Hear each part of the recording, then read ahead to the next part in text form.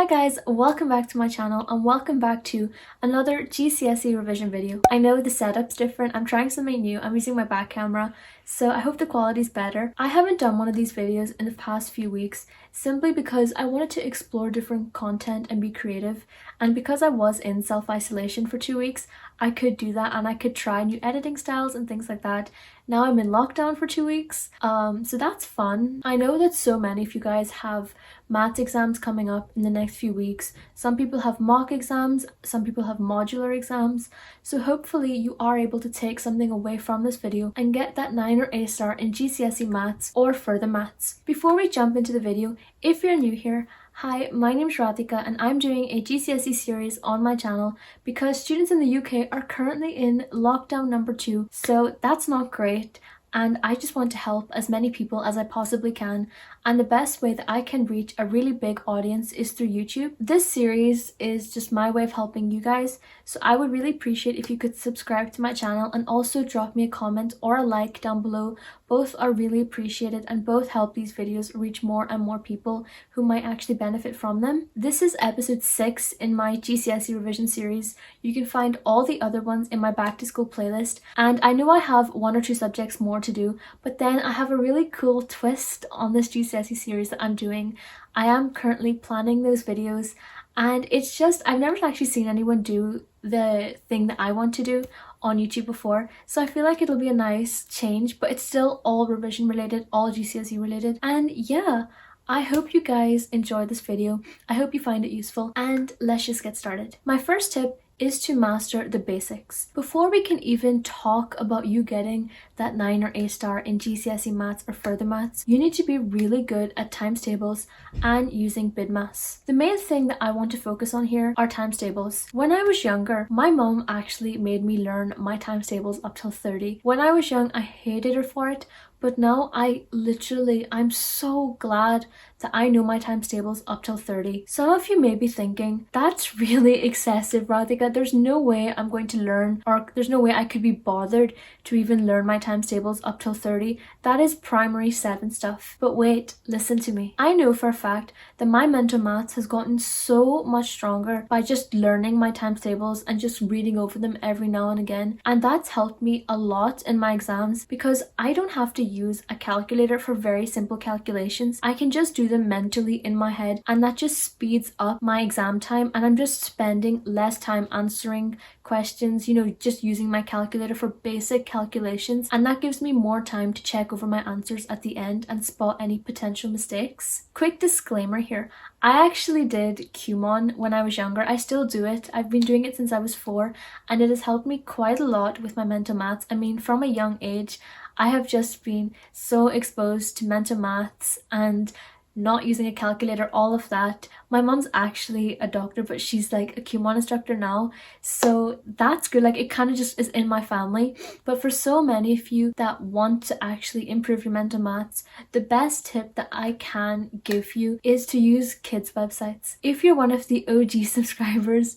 I have literally talked about kids resources in I think 3 or 4 of these other videos, and they are, and I will say it, they are gold mines for revision resources, especially for GCSE, just to like get you brushed up on your basics. Those games that we used to play on the DS, brain training, that one is really good for mental maths. If you do have a DS, I would recommend that, just get that game out and start playing it, even for 2 or 3 minutes. Gradually just build up that confidence, and it will help you, especially when it comes to using BIDMAS with algebra. Overall, just having a really strong mathematical foundation is really good for building that like stepping stone to the 9 or A star mark. The next revision tip is to actually understand what you are learning. Now you're probably thinking, Radhika, that is so basic and obvious. Why are you even mentioning that? And simply, it's just due to one reason. Maths is probably the best subject for distinguishing between the good students and the best students. Let's say we have 2 students, one good student and one best student.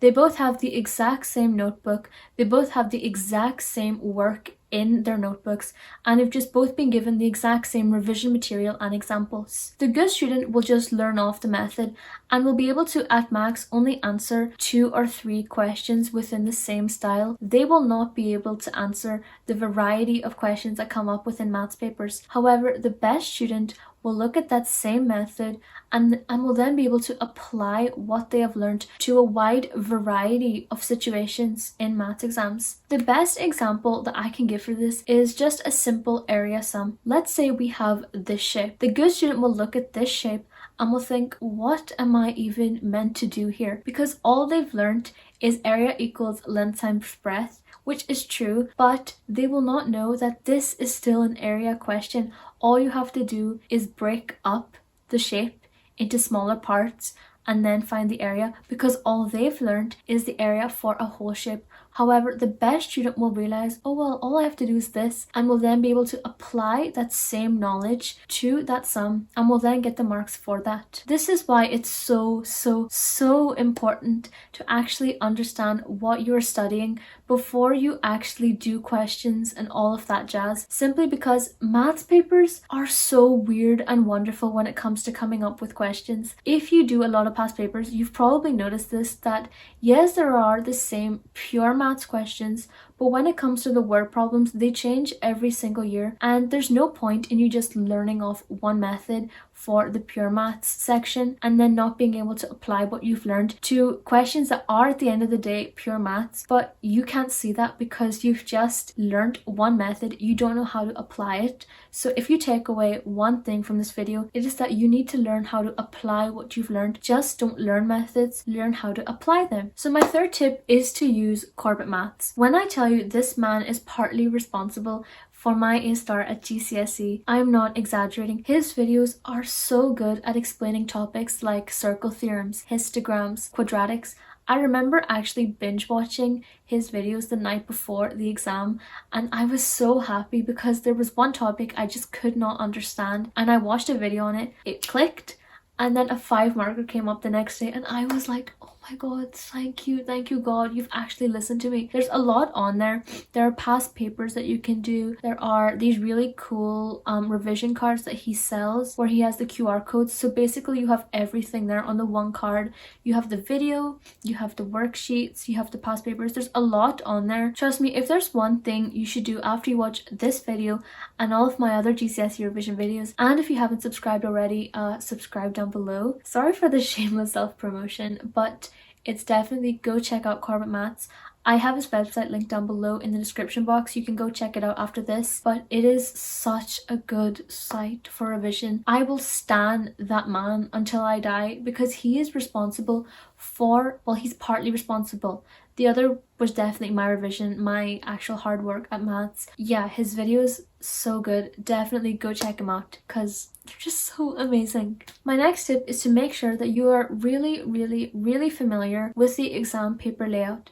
Now, if you are a student with AQA or EdXL, I am not sure if this applies to you, but to all my CS students, please listen up. CA papers, especially for maths, go from C to A star. So imagine there's an imaginary border between the C section, the B section, the A section, and the A star section. This is really important to consider because let's say you have 20 minutes left of the paper. You haven't checked all of your paper through. Are you going to actually try and attempt the A star questions, or are you going to go back and make sure all of what you've already done is correct? It's really important to consider that because you want to be trying to maximize your marks, but at the same time you don't want to be losing any marks for silly things. Also, make sure you are doing all of the questions no matter what. Attempt everything, but you don't have to write an answer for everything. You didn't hear it from this channel. Don't do this on purpose. Obviously I didn't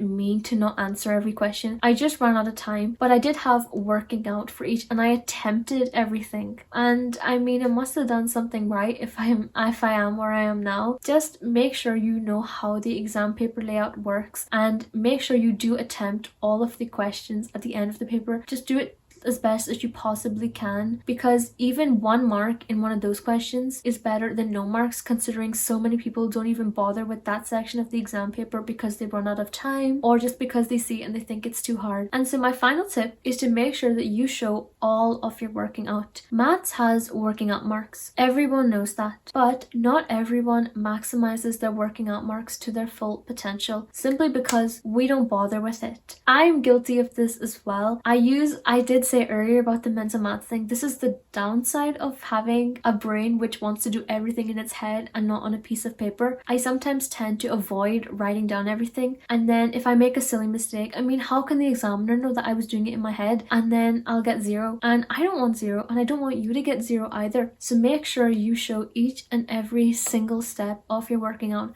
from the start to the end, and make sure it's laid out neat. Please don't be one of those people that lays out their work horizontally. This is not English, it's maths. We have so much space. Lay it out vertically, because you will literally thank yourself when you go back to checking your paper. Don't be one of the horizontal working outers. Be a vertical working outer, and also show all of your working out. Oh, I think I'm out of position now. I had such a good camera angle and I had to get up because my phone said it was about to die. But let me just wrap this up quick. That's all the revision tips done. Now I just want to talk briefly about further maths. Number 1, make sure you are doing further maths because you want to do A-level maths and not because you want an extra GCSE. Further maths is for all those people that want to do A-level maths. It basically just creates a really strong foundation for A-level maths. And I know there are some of my friends out there that haven't done GCSE Further Maths and now they're doing A-level maths and they're finding it so difficult. So only do GCSE Further Maths if you want to do A-level maths, not because you want an extra GCSE. That is not the reason, and that is not the mindset that you want to be approaching further maths with, because it is the hardest GCSE out there. It is hard, definitely, it is so difficult, but at the end of the day it is rewarding when you think, oh, at least I've got like an overview of what A-level maths will be like. Yes, A-level maths is another scale, but just keep that in mind. If you are considering A-level maths, you should do further maths. If you aren't, then I think you should really question why you're doing GCSE Further Maths. So guys, that is the end of this GCSE Maths and Further Maths video. I hope you guys found this video informative and useful. My phone is about to die, so I just want to say before I leave you, or before my phone accidentally shuts down and I have to film this again, just comment down below which tip do you think you will be using the most. If you ever need any other advice or you have any questions, drop your comment down below. Some people's comments are deleting. I don't know why YouTube's deleting some of my comments and I don't understand that. So if you are commenting down below and I'm not replying, I am trying to click some of those comments, but YouTube's not letting me. So both of my Instagram and my Twitter social medias are down below. You can follow me on there and just send me a message on there itself, and I will get back to you as soon as I possibly can. So I hope you have a really nice, really good exam revision season. Exam revision season is really weird to be saying right now. I take that back. I hope you have a really good exam mock season, or if you have modular exams coming up, I do wish you the best of luck. I know you can get that 9 or A star in GCSE Maths or Further Maths because you deserve it. Bye!